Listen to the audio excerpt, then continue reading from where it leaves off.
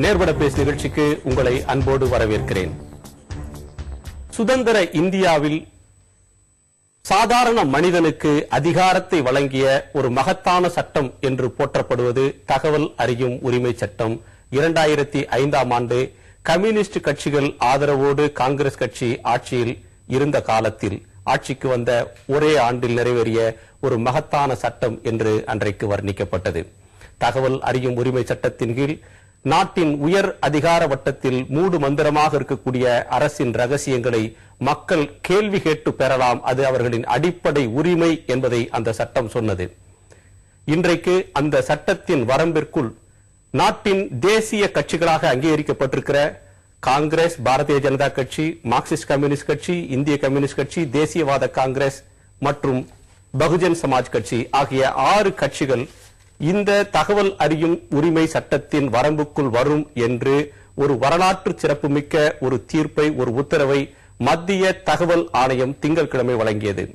அந்த உத்தரவு பத்திரிகைகளால், மிக பெரும்பாலான பத்திரிகைகளால், ஊடகங்களால் பாராட்டி வரவேற்கப்பட்டது. அரசியல் கட்சிகளுக்கு கடிவாளம் போடுவதற்கு இது உதவும் ஒரு வரலாற்றில் ஒரு சிறந்த தீர்ப்பு இது. ஒரு இந்திய ஜனநாயகத்தில் உட்கட்சி ஜனநாயகத்தை செழுமைப்படுத்துவதற்கான ஒரு மைல்கல், ஒரு வரலாற்று சிறப்புமிக்க ஆணை என்று ஊடகங்கள் வர்ணித்தன. ஆனால் அதே வேளையில் இந்த அரசியல் சட்டத்தில் பதிவு செய்யப்பட்ட இந்த கட்சிகள் இந்த தீர்ப்பை எப்படி பார்த்தன என்றால், இந்த தீர்ப்பிற்கு எதிர்ப்பு தெரிவித்து இது தங்களுடைய செயல்பாட்டில் குறுக்கீடு செய்யக்கூடிய, இந்திய ஜனநாயகத்தையே சிறுமைப்படுத்திவிடக்கூடிய, கட்சிகளுடைய பங்கை குறைத்து மதிப்பிடக்கூடிய ஒன்றாக அமைந்துவிடும் என்று அந்த கட்சிகள் அனைத்தும் எதிர்ப்பு தெரிவிக்கின்றன. காங்கிரஸ் எதிர்ப்பு தெரிவிக்கிறது. பாரதிய ஜனதாவில் தொடக்கத்தில் ஆதரவு தெரிவித்த ஒரு நிலை, வரவேற்ற நிலை இருந்தாலும் பிறகு அவர்கள் நிலையிலே ஒரு மாற்றம். கம்யூனிஸ்ட் கட்சி, குறிப்பாக மார்க்சிஸ்ட் கம்யூனிஸ்ட் கட்சி இதை திட்டவட்டமாக நிராகரித்து விட்டது. இந்த நிலையில் இந்த சட்டம், இந்த தீர்ப்பு, இதன் அடிப்படையில் அரசியல் கட்சிகள் தகவல் அறியும் உரிமை சட்டத்தின் கீழ் மக்கள், சாதாரண குடிமக்கள் கேட்கக்கூடிய கேள்விகளுக்கு பதில் சொல்ல கட்டுப்பட்டவையா இல்லையா என்ற கேள்வி இப்போது எழுந்திருக்கிறது. அதை கட்சிகள் எதிர்ப்பது நியாயமா என்ற கேள்வி எழுகிறது. இது எத்தகைய தாக்கத்தை எதிர்காலத்தில் இந்திய ஜனநாயகத்தில் கட்சி அரசியலுக்குள் எத்தகைய வாய்ப்புகளையும் தாக்கத்தையும் ஏற்படுத்தும் என்பதை பற்றி பேச இருக்கிறோம். நம்மோடு இந்த அமர்வில் கலந்து கொள்வதற்காக மார்க்சிஸ்ட் கம்யூனிஸ்ட் கட்சியினுடைய மூத்த தலைவர்களில் ஒருவரும் அந்த கட்சியின் மத்திய குழு உறுப்பினருமான திரு டி.கே. ரங்கராஜன் எம்பி அவர்களோடு காங்கிரஸ் கட்சியினுடைய முன்னாள் நாடாளுமன்ற உறுப்பினர், முன்னாள் சட்டமன்ற உறுப்பினர், மூத்த தலைவர்களில் ஒருவர் திரு எஸ். பீட்டர் அல்போன்ஸ், இந்திய தலைமை தேர்தல் ஆணையத்தின் முன்னாள் தலைமை ஆணையர் திரு டி. எஸ். கிருஷ்ணமூர்த்தி, தகவல் அறியும் உரிமை செயல்பாட்டாளர் மற்றும் லோக்சத்தா கட்சியினுடைய நிர்வாகி திரு சிவ இளங்கோ ஆகியோர். இவர்களோடு நாம் பேசலாம். திரு டி.கே. ரங்கராஜன், இந்த சட்டத்தை உங்கள் கட்சி திடமாக நேற்றைக்கு நிராகரித்திருக்கிறது. ஏன், எதனால்? இந்திய நாடாளுமன்ற ஜனநாயகத்தில் அரசியல் கட்சிகள் என்பது மிக முக்கியமான ஒரு அம்சம். நாடாளுமன்ற ஜனநாயகம் அரசியல் கட்சிகள் இல்லாமல் நிலைத்து நிற்கவே முடியாது. நாடாளுமன்ற ஜனநாயகத்தை, அரசியல் கட்சிகளை கண்காணிப்பதற்கான தேர்தல் கமிஷன் இருக்கிறது. தேர்தல் கமிஷன் தன்னுடைய பணிகளை முறையாக செய்கிற போதே அதை மேலும் எப்படி வலிமைப்படுத்த வேண்டும் என்கிற கருத்தை எங்கள் கட்சி தேர்தல் கமிஷனும் கொடுத்திருக்கிறது. உதாரணமாக, அரசியல் கட்சிகளுக்கு நிதி கொடுக்கிற நேரத்தில் கார்ப்பரேட் மேனேஜ்மெண்ட் வழங்கலாம் என்று இன்று அனுமதிக்கப்பட்டிருக்கிறது. கார்ப்பரேட் மேனேஜ்மெண்ட் அப்படி நிதி கொடுக்கிற பொழுது அரசியல் கட்சியிடமிருந்து பல்வேறு சலுகைகளை அவர்கள் எதிர்பார்க்கிறார்கள். அது வரக்கூடாது என்று நாங்கள் சொன்னோம். எங்கள் கட்சியை பொறுத்தவரை எந்த கார்ப்பரேட் மேனேஜ்மெண்ட்டும் பணம் வாங்குவதே கிடையாது. வாங்கினால் அவருடைய பேலன்ஸ் ஷீட்டில் ஆட்டோமேட்டிக்காக வரும். நாங்கள் சொன்ன கருத்தெல்லாம், அப்படி கார்ப்பரேட் மேனேஜ்மெண்ட்டுக்கு உபரி பணம் இருந்தால் அதை அவர்கள் தேர்தல் கமிஷனிடம் ஒப்படைக்கட்டும். தேர்தல் கமிஷன் தேர்தல் நேரத்தில் எந்தெந்த கட்சிகளுக்கு என்னென்ன தேவையோ அதை செய்யட்டும். அப்ப தேர்தல் செலவு என்பது குறையும். கார்ப்பரேட் மேனேஜ்மெண்ட்டுக்கு கட்சிகள் கடமைப்பட்டிருக்க வேண்டிய அவசியமும் இருக்காது.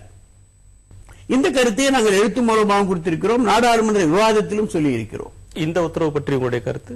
இந்த உத்தரவை நாங்கள் ஏற்றுக்கொள்ள முடியாது என்பதற்கான காரணம், ஒரு நாடாளுமன்ற ஜனநாயகத்தில் உள்கட்சி பிரச்சனைகளில் மற்றவர்கள் தலையிடவே முடியாது.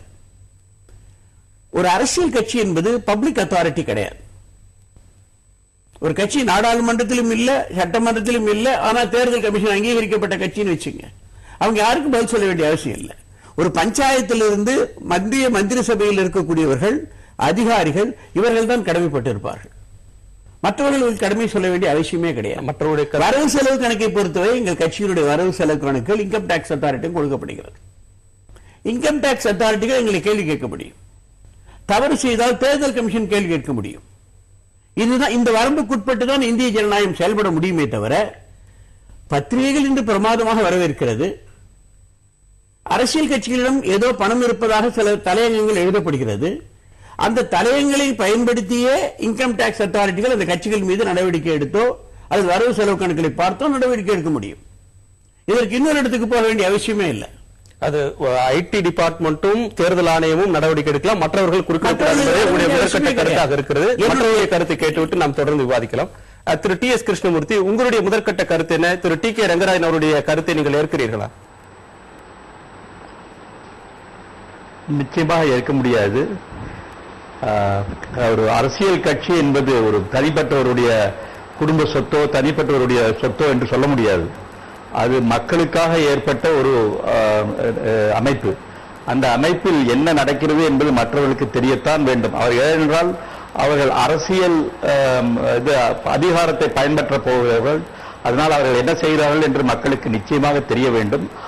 ஒரே ஒரு விஷயத்தில் மட்டும் அவர்களுக்கு எக்ஸம்ஷன் கொடுக்கலாம். ஏனென்றால் அதாவது அவங்க தேர்தல் சமயத்தில் அவர்கள் சர்ச்சை டிஸ்கஸ் பண்றது அல்ல, அவர்களுடைய காரணங்கள் எதற்காக யார இது பண்றாங்க, தேர்தல் நிற்க வைக்கிறாங்கிறது அதை பத்தி நம்ம ஒன்றா தெரிய வேண்டாம்.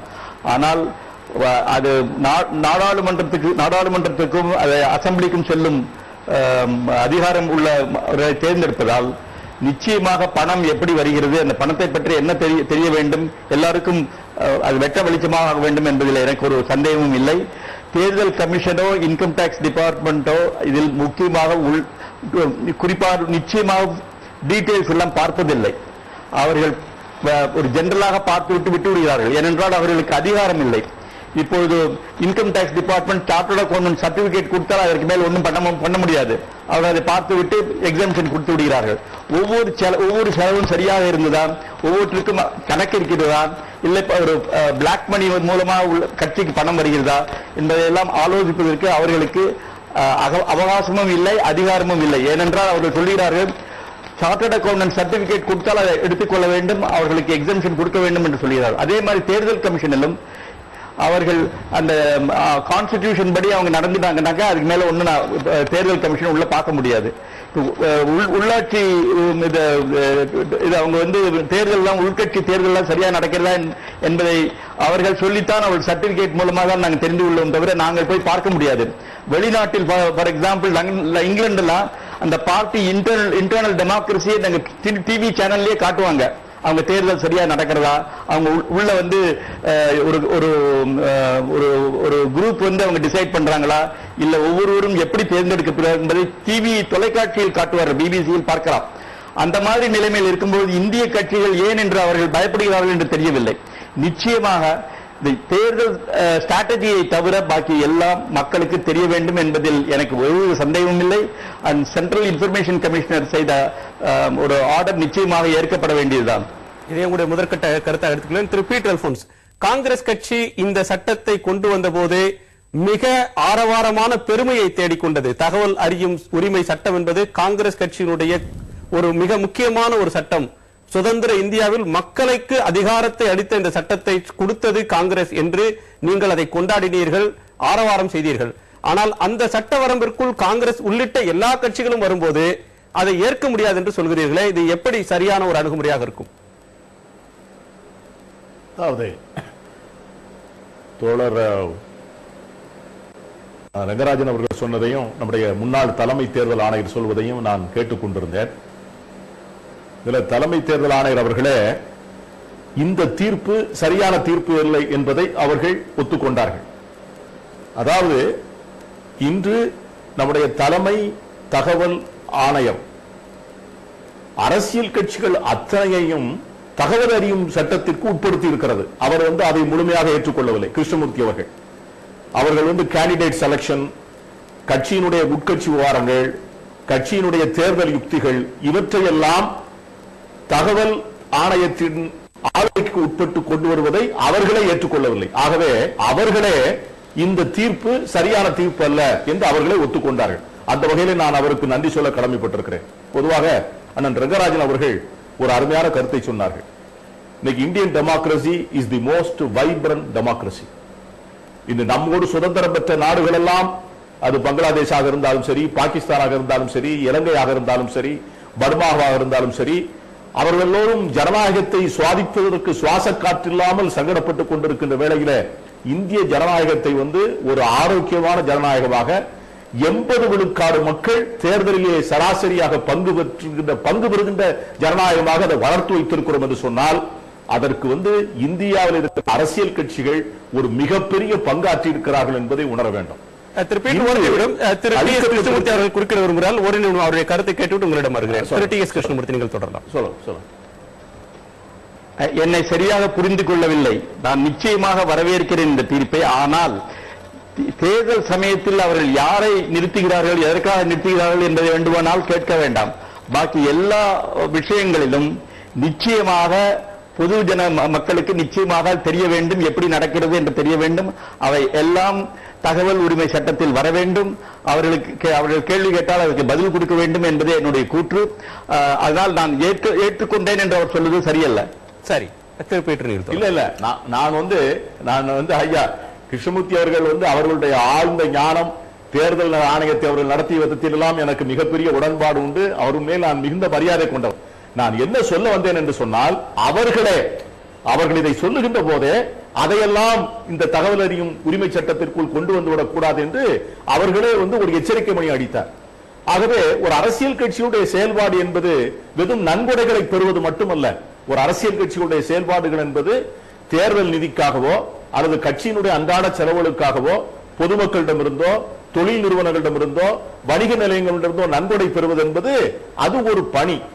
ஆகவே அதை வைத்துக் கொண்டு தேர்தல் தகவல் ஆணையத்தின் மூலம் அரசியல் கட்சிகளை முழுமையும் ஆளுகைக்கு உட்படுத்தி நினைப்பது அரசியல் கட்சிகளுடைய நடவடிக்கைகளை முடக்குவது. உதாரணமாக, ஒரு தகவல் அறியும் உரிமை சட்டத்திலே ஒரு மனுவை அளித்து இந்த கட்சியில் என்ன நடக்கிறது, இவர் எந்த உறுப்பினரானார், இவர் மீது என்ன ஒழுங்கு நடவடிக்கை எடுக்கப்பட்டது, இவர் மீது கடந்த தேர்தலிலே இவருக்கு ஏன் சீட்டு வழங்கப்படவில்லை, இவருக்கு யார் பரிந்துரை செய்தார்கள், இப்படிப்பட்ட கேள்விகளை எல்லாம் தகவல் அறியும் உரிமை சட்டத்திலே கேட்க முன் வந்தார்கள் என்று சொன்னால், அதையெல்லாம் வைத்துக் கொண்டிருப்பது சாத்தியமா? இன்னும் உதாரணம் கூட சொல்லலாம். இப்ப நாங்கெல்லாம் வெளியே இருந்து சொல்லுவது ரொம்ப எதையுமே சொல்வது ஈஸி. ஆனால் அரசியல் கட்சிகளை நடத்துகின்றவர்களுக்கு தான் இந்த இயக்க பணிகளை நடத்துவது எவ்வளவு சிரமம். ஒரு பொதுக்கூட்டம் நடத்துகிறோம், சில பேர் பந்தல் போட்டு கொடுப்பார்கள், சில பேர் நோட்டீஸ் அடித்து கொடுப்பார்கள், சில பேர் ஊழியர்களுக்கான காப்பி டீ செலவுக்கு கொடுப்பார்கள். இதையெல்லாம் கணக்கிலே வைத்துக் கொண்டு இதற்கெல்லாம் நீ தகவல் அறியும் உரிமை சட்டத்திலே கணக்கு தாய் என்று கேட்டால் அரசியல் கட்சியோட நடவடிக்கைகள் எப்படி இருக்கும்? இது ஜனநாயகத்தையே குழி தோண்டி புதைப்பதற்கும் குரல் வலையை நெரிப்பதற்கும் இந்த தீர்ப்பு பயன்படுகிறது. அதாவது கத்திரி வெட்டுகிறது என்பதற்காக அதை வைத்து கண் ஆபரேஷன் செய்ய முடியாது. நீங்கள் சொல்லுகின்ற டிரான்ஸ்பரன்சி வேண்டும், பொது அரசியல் கட்சிகளுக்கு அக்கௌண்டபிலிட்டி வேண்டும். ஆனால் தகவல் அறியும் உரிமை சட்டத்திற்குள் அரசியல் கட்சிகளை கொண்டு வருவதை எந்த ஜனநாயகவாதியும் ஏற்றுக்கொள்ள முடியாது. அது பாராளுமன்ற ஜனநாயகத்திற்கு மிகப்பெரிய ஊர் விளைவிக்கும் என்று சொல்லிக்கொள்ள ஆசைப்படுது. நாம் தொடர்ந்து பேசலாம். உங்களுடைய முதற்கட்ட